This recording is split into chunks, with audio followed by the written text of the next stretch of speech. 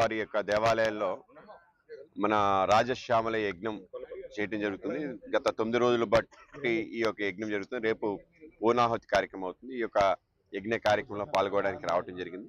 ఆ విధంగా అమ్మవారి యొక్క కృపా కటాక్ష వీక్షణాలు మా మీద, అలాగే సమాజం మీద, మొత్తం ఈ దేశం పైన పడాలనే ఒక ఆలోచనతో యజ్ఞం అనేది సర్వ శుభాలు జరగాలని చెప్పి, అలాగే శాంతి జరగాలని, లోక కళ్యాణార్థం జరుగుతుంటాయి.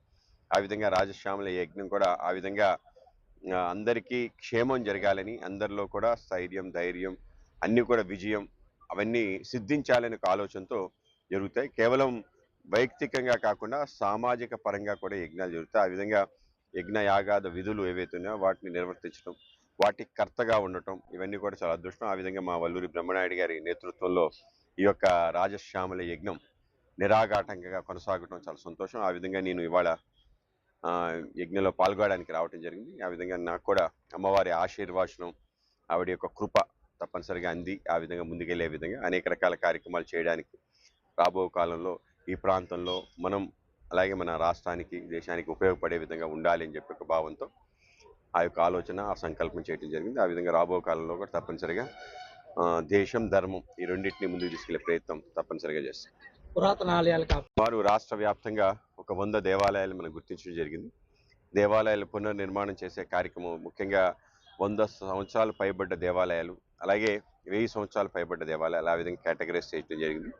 1000 సంవత్సరాలు పైబడ్డ దేవాలయాల్ని ఏ విధంగా యథాతథ స్థితిలో ఉంచే విధంగా ఆర్కియాలజీ సర్వే ఆఫ్ ఇండియా ద్వారా ఆంధ్రప్రదేశ్లో ఇప్పటికీ 80 గుళ్ళు గుర్తించడం జరిగింది. సుమారు 100 గుళ్ళు చేసే విధంగా ఒక గొప్ప ప్రయత్నం చేస్తున్నాం.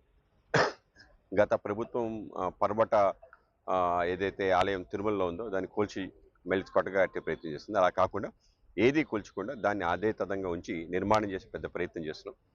రాబో కాలంలో మన ప్రాంతంలో కూడా కొన్ని గుళ్ళు ఆ విధంగా గుర్తించి వాటిని పునరుద్ధరించే ప్రయత్నం చేస్తున్నాం.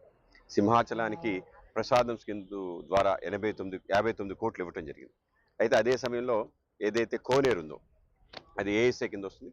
ఆ కోనేరు యొక్క పరిరక్షణ, అలాగే మన పద్మనాభ స్వామి టెంపుల్, ఇటువంటి అనేక దేవాలయాలు, అలాగే కొన్ని దేవాలయాలు మరుగున పడిపోయింటే తెలియదు కానీ ఆనవాళ్ళ పురాణాల్లోనే వాటి కూడా తీసుకొచ్చే పెద్ద ప్రయత్నం దేశవ్యాప్తంగా జరుగుతుంది. అనేక స్వచ్ఛంద సంస్థలు కూడా దీనిలో కలిపి తప్పనిసరిగా రాబో కాలంలో వాటన్నిటిని బయటకు తీసుకురావడం జరుగుతుంది.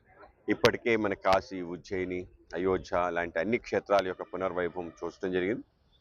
ఏవైతే మన పురాణాల్లో రాసి బయటకు కనిపించిన దేవాలయాలు వాటి కూడా తీసుకొచ్చే ప్రయత్నం చేస్తాం. ఆ విధంగా ద్వారకా యొక్క మనందరికీ తెలుసు, ఈ మధ్యలో మన సోమనాథ ఆలయానికి సంబంధించి 1000 సంవత్సరాల యొక్క కార్యక్రమం సోమనాథ స్వాభిమాన పర్వ్ అని చెప్పి స్వయంగా ప్రధానమంత్రి గారు ప్రారంభించారు.